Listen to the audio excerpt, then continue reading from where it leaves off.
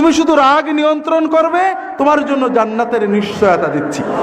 খারাপ আচরণ কি কি রাসূলুল্লাহ সাল্লাল্লাহু আলাইহি ওয়াসাল্লাম একেবারে ফিক্সড করে দিয়েছেন।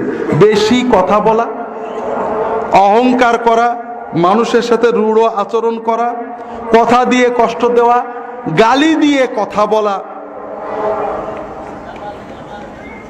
এই ধরনের নির্ধারিত কিছু কাজকে রাসূলুল্লাহ সাল্লাল্লাহু আলাইহি ওয়াসাল্লাম বলেছেন এগুলো খারাপ আচরণ, এইটা যারা করবে তারা আমার উম্মত নয়, অথবা উম্মত হলেও অনেক দূরের উম্মত হবে।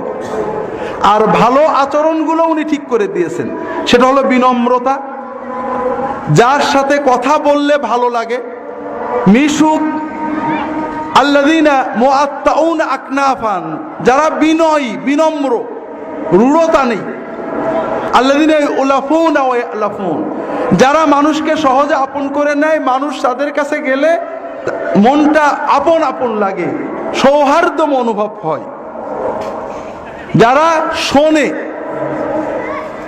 যারা মানুষের কথা মন দিয়ে শোনে, মানুষের কাজে রাগে সবর করে।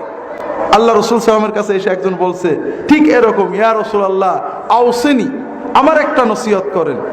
রাসূলুল্লাহ বলেন লা তাকদাব, রাগ করো না। হুজুর আরেকটা নসিহত করেন, লা তাকদাব, রাগবে না। আরেকটা লা তাকদাব, অন্য হাদিস আছে লা তাকদাব ওয়ালাকাল জান্নাহ, তুমি শুধু রাগ নিয়ন্ত্রণ করবে, তোমার জন্য জান্নাতের নিশ্চয়তা দিচ্ছি। এই জন্য ভাইরা, আমরা যদি নিজেদের আচরণকে কন্ট্রোল না করতে পারি তাহলে বুঝতে হবে তাকওয়া আসেনি। কিভাবে? সেটা হলো, আমরা সাধারণত বলি যে এত বদরাগী, রাগলে হুঁশ থাকে না। আপনারা বলেন না? মনে করেন এইরকম একজন বদরাগী, তিনি প্রচন্ড রেগেছেন, একজন লোক তাকে বাপমা তুলে গালি দিয়েছে, অথবা কোনো ক্ষতি করেছে, জামা ছিঁড়ে দিয়েছে, পিছন থেকে রিক্সা দিয়ে ধাক্কা মেরেছে, কোনো না কোনো এমন কাজ করেছে যে প্রচন্ড ভাবে আহত হয়েছে, রাগ মানে চোখ মুখ লাল হয়ে গিয়েছে। হঠাৎ পাশ থেকে একজন তাকে ডাক দিয়েছে, তাকিয়ে দেখে এমপি সাহেব, ওর কি রাগ থাকবে?